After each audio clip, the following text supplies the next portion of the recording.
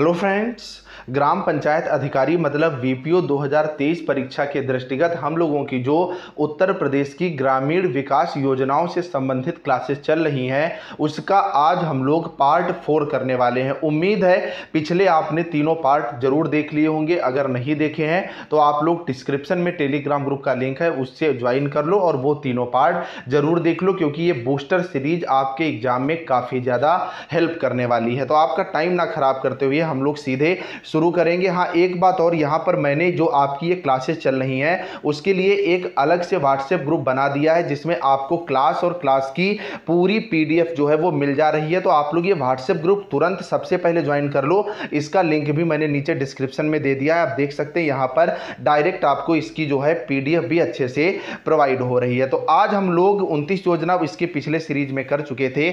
आज हम लोग योजना नंबर 30 देखेंगे। तो 30 नंबर योजना है मुख्यमंत्री समग्र ग्राम विकास योजना। अच्छे से ध्यान रखिएगा, इसकी जो शुरुआत है वो 24 जनवरी 2018 से हुई। 2017 में यूपी में योगी की सरकार बनी और 24 जनवरी को जब ये योजना आई मुख्यमंत्री समग्र ग्राम विकास योजना, तो 24 जनवरी को ही यूपी दिवस मनाने का निर्णय योगी गवर्नमेंट के द्वारा लिया गया। तो अगर सवाल आपसे आता है कि यूपी दिवस कब मनाया जाता है, तो यूपी दिवस जो है ये आपका 24 जनवरी को मनाया जाता है। दूसरी सबसे महत्वपूर्ण बात, जो मुख्यमंत्री समग्र ग्राम विकास योजना है इसकी शुरुआत लखनऊ के शिल्प ग्राम से शुरू हुई थी और इसका उद्देश्य शहीद हुए सैनिकों के गांवों का सम्मान करना है। जो सैनिक रक्षा करते हुए देश के हित में अपनी जान गंवाते हैं उनके गांवों का सम्मान करना इस योजना का जो है वो प्रमुख लक्ष्य था। अगली योजना है दीनदयाल उपाध्याय किसान समृद्धि योजना। ये किसान कृषि से संबंधित योजना है। इसकी जो शुरुआत है वो 2017 में यूपी गवर्नमेंट द्वारा की गई थी। इसका उद्देश्य ग्रामीण क्षेत्रों में बंजर बीहड़ जलभराव वाले क्षेत्रों को शामिल किया गया है। और अच्छे से ध्यान रखना, जो दीनदयाल उपाध्याय किसान समृद्धि योजना है इसमें केवल एक जिले को छोड़ा गया है, गौतम बुद्ध नगर को छोड़कर बाकी जो 74 जिले आपके बचते हैं इसमें इस योजना का क्रियान्वयन जो है वो किया जा रहा है। जो बंजर बीहड़ और जलभराव वाले क्षेत्र हैं इनको सुधारा जा रहा है। अगली योजना मोस्ट इंपॉर्टेंट योजना है जिसका नाम है नया सवेरा योजना। नया सवेरा योजना 16 जून 2017 को आई और इसके तहत जो आपके बालक हैं 14 वर्ष से कम उम्र के, उनको श्रम से मुक्ति दिलाना जो है इसका प्रमुख उद्देश्य था। अब आज हम लोग यहाँ पर कुछ वन लाइनर भी देखेंगे जो कि काफी ज्यादा महत्वपूर्ण है योजना के दृष्टिगत। पहली बार यूपी दिवस जो है ये कब मनाया गया, यूपी योजना से ही संबंधित है, तो अच्छे से ध्यान रखिएगा।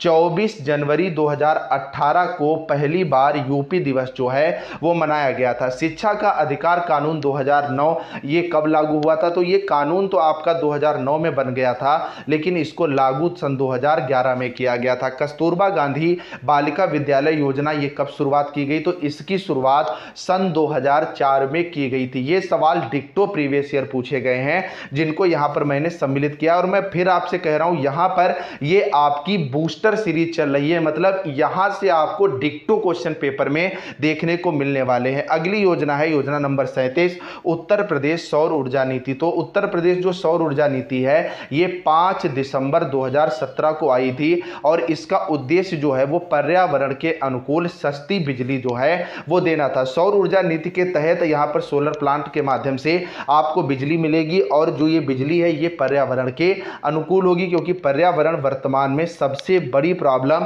भारत ही नहीं पूरे विश्व पटल पर खड़ी हो गई है। तो अच्छे से ध्यान रखिएगा, उत्तर प्रदेश सौर ऊर्जा नीति जो है ये 5 दिसंबर 2017 को आई थी। अगली योजना कन्या विद्याधन योजना। तो जो कन्या विद्याधन योजना है ये 12वीं पास लड़कियों के लिए है। इस बात को अच्छे से ध्यान रखिएगा, आपको ऑप्शन में दिखेगा जो कन्या विद्याधन योजना है 12वीं पास लड़कियों के लिए है या स्नातक पास लड़कियों के लिए है या परा स्नातक पास लड़कियों के लिए है या 10वीं पास लड़कियों के लिए। तो 12वीं पास लड़कियों के लिए कन्या विद्याधन योजना जो है ये लाई गई है। अगला पॉइंट है दो यूपी किसान सम्मान निधि जो है इसका शुरुआत कहां से हुई थी। जो किसान सम्मान निधि है इसकी शुरुआत यूपी में गोरखपुर से हुई थी और 2019 में हुई थी। ये भी सवाल डिक्टोप यूपी SSS की परीक्षा में पूछा गया है। अगला सवाल तो मोस्ट इंपॉर्टेंट है कि किसान मित्र योजना की शुरुआत कब से हुई थी। तो किसान मित्र योजना की शुरुआत 18 जून 2001 को हुई थी। वहीं किसान बही योजना की शुरुआत 1992 में हुई थी। इस बात को भी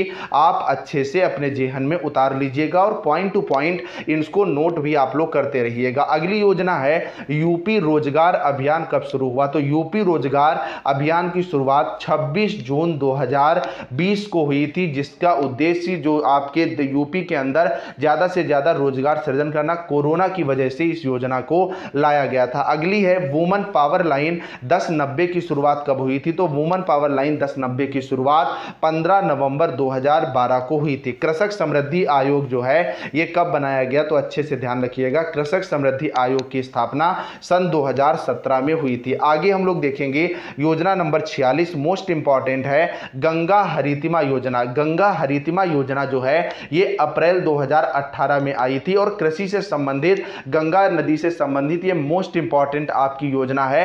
पेपर में आपके पूछे जाने के 99% जो है वो चांस बनते हैं। इसका उद्देश्य क्या था इसको आप अच्छे से जान लें। गंगा नदी के जल ग्रहण क्षेत्र में हरित क्षेत्र को बढ़ाने और मृदा अपरदन की रोकथाम के लिए, जो ये गंगा नदी कटाव करती है तो कटान को रोकने के लिए और जहां पर इनका जल ग्रहण क्षेत्र है वहां पर ज्यादा से ज्यादा हरियाली के लिए इस योजना को जो है वो लाया गया था। तो गंगा हरितिमा योजना को किस मंत्रालय के द्वारा लाया गया था ये आप लोग कमेंट करके जरूर बताइएगा। अगला पॉइंट है राष्ट्रीय साक्षरता मिशन, जिसका उद्देश्य यूपी के नागरिकों को साक्षर बनाना है, ये कब लाया गया? तो राष्ट्रीय साक्षरता मिशन 1988 में लाया गया। अगला है संपूर्णानंद स्पोर्ट्स स्टेडियम कब बनाया गया? तो ये वाराणसी में आपका बनाया गया है। ये भी योजना से ही संबंधित टॉपिक में प्रश्न पूछा गया था, इसलिए इसमें सम्मिलित है। अगली योजना यहां पर आपसे पूछी जा रही है स्टैंड अप इंडिया स्कीम की शुरुआत कब और कहां हुई थी? तो स्टैंड अप इंडिया स्कीम की शुरुआत नोएडा में हुई थी और इसकी शुरुआत जो आपके देश के प्रधानमंत्री नरेंद्र मोदी जी के द्वारा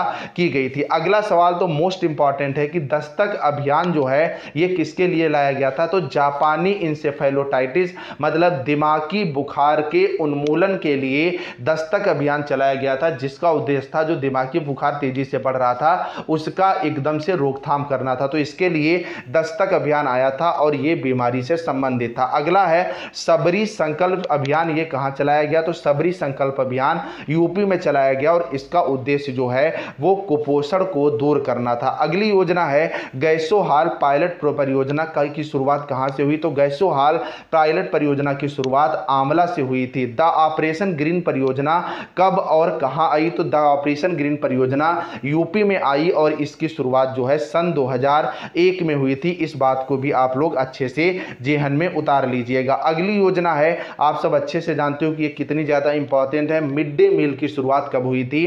तो मिड डे मील की शुरुआत सन 1995 में हुई थी।